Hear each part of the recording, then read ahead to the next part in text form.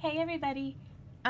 Today I would like to show you guys how to make just a really simple wire sculpted treble clef that this can be used for. You can make this however big or small as you want. So if you want it as like a pendant or earrings, or if you want to make it great big for like a sun catcher sculpture like in your window or something, that'd be pretty cool.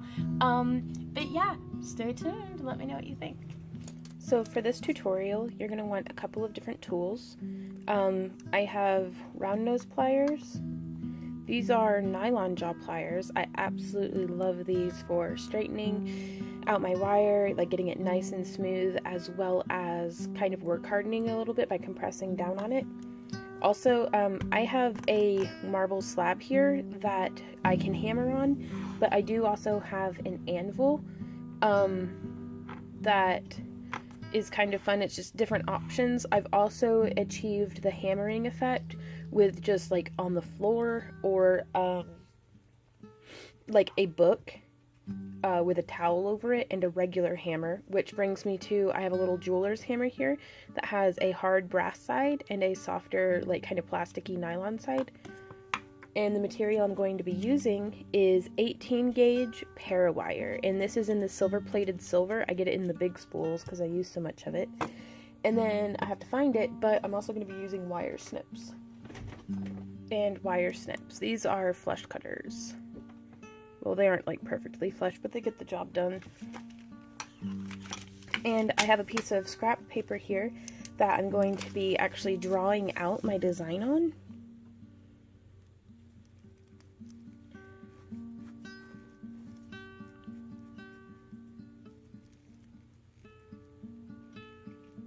Because this will help me when I'm shaping the wire, just to have a template to go with.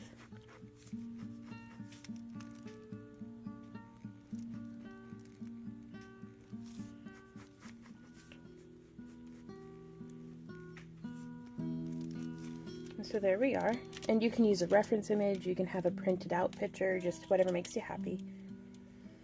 And now I'm going to pull off a little bit more wire than what I think I need, just for the sake of the project. If I were making these off camera, I'd be working, with the wire still attached to the spool, just because that's how I prefer to function. But for the sake of the video, I'm just going to have it snipped. Now I'm going to use my round nose pliers to start the curl. I'm going to start here, actually.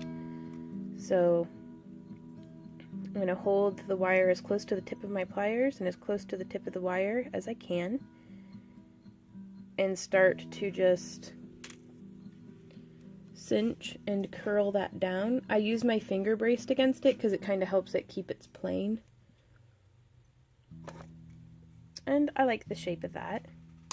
So this is where I can come in with my nylon jaw pliers and just kind of squeeze and smush down.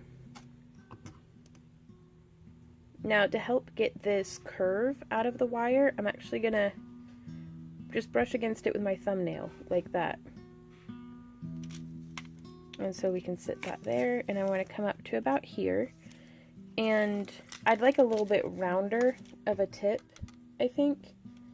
So I'm actually going to use the handle of my pliers and just bend that around. Kind of use it as a mandrel.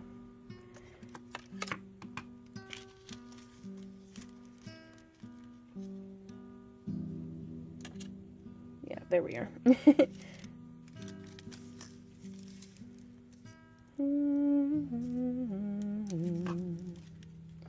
And so now from here, you'll notice I have the wire on the back side.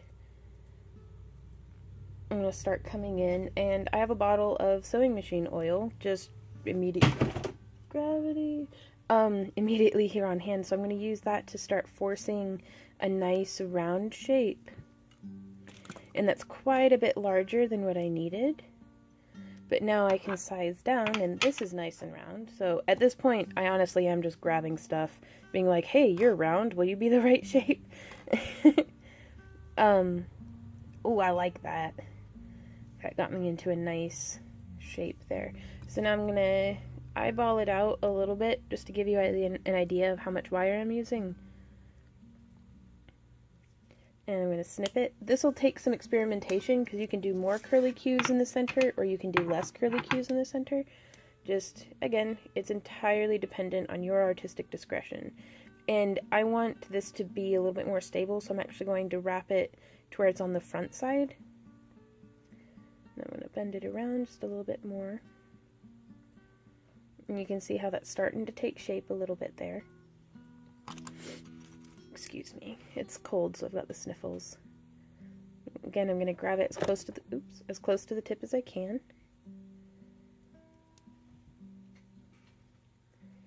And just kind of cinching and twisting down.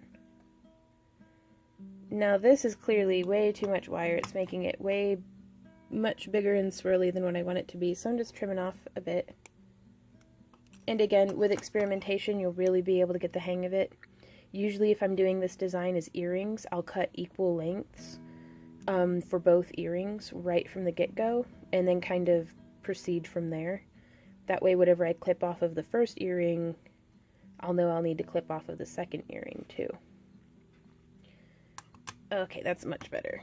So now you can see that's still sitting on top, so I'm going to come through with this part and just tuck that behind like that, and that gives the whole thing a lot more structure. And it just sits just like that over our design. And it can be really helpful to draw a template like this, but some folks prefer to not. But especially, like, again, if you're making earrings or if you're making like a bunch of them, or if you're new and you just feel better with a little bit of extra security there, it's not going to hurt anything. You know, this was an envelope I was going to put through the shredder anyways. Now I am going to bring this tip in just a little bit more because this is designed as a pendant, and I don't want that to be snagging in people's clothes or anything. So bring that in just a hair. And now the fun part, we get to start hammering it. Now, be warned, this is going to get kind of loud, so if you're wearing headphones, you know, caution. And I'm just going to go through and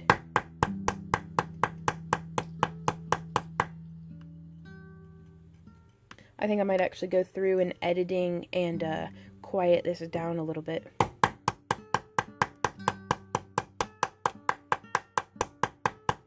But what this hammering is achieving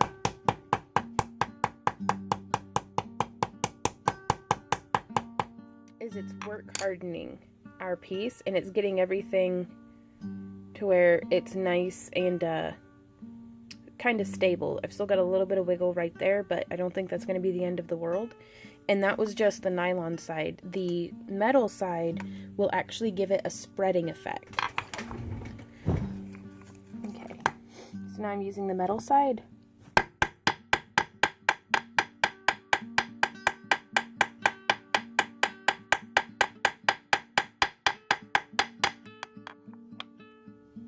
And you can see now the difference between the hammered and the not hammered. If I were using a larger gauge or maybe an aluminum instead of a copper core, I'd get more spreading. Now I'm careful to not use this where the wires overcross because it can thin it out and make it brittle and a little too fragile there.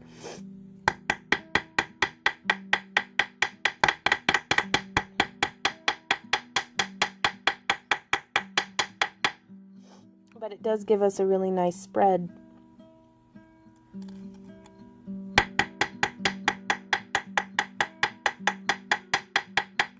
Now here you can see I'm getting a little bit of an up curve. Like it's not perfectly flat. I don't want that. So I'm just going to come through with my fingers and smoosh, get it to come down nice and flat again. And I'm going to hammer out the tail, and then I do believe it will be ready to put a bail on this.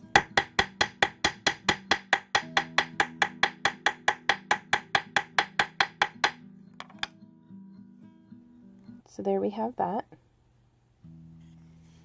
And for a bail, I'm just putting on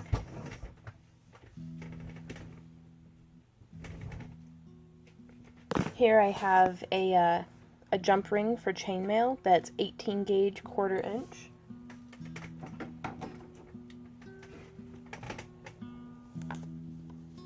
I'm just going to open that up.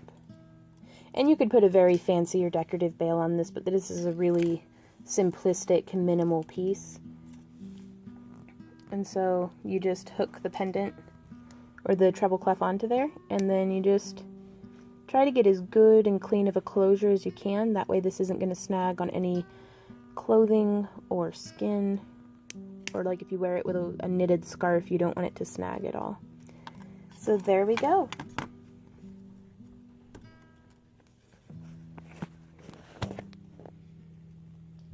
And that's our finished piece. Thanks you guys for watching my video. It's pretty exciting that we got to make this together. If you have any questions, comments, or ideas, please shoot me a message or leave them in the comment area down below, or just however you feel comfortable contacting me, because I love to try to help. I can be kind of slow answering my emails sometimes because I'll check it at like 2 in the morning and be like, oh, I'll reply to that when I wake up. And then I wake up and I'm like, coffee, and like completely forget. So please be patient with me.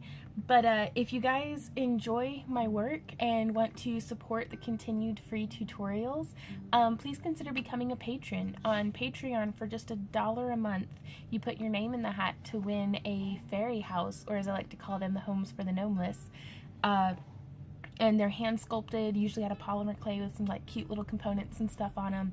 But that money goes towards, you know, helping me have the tools and materials to teach these videos, as well as whenever I travel to different conventions, I teach panels to the convention attendees, and they don't have to pay anything to take the class. So that's really nice. And it's kind of making an investment in your future too, because I know a lot of y'all find me from the convention circuit, because I'm always like shamelessly promoting, being like, hey, go check out my YouTube.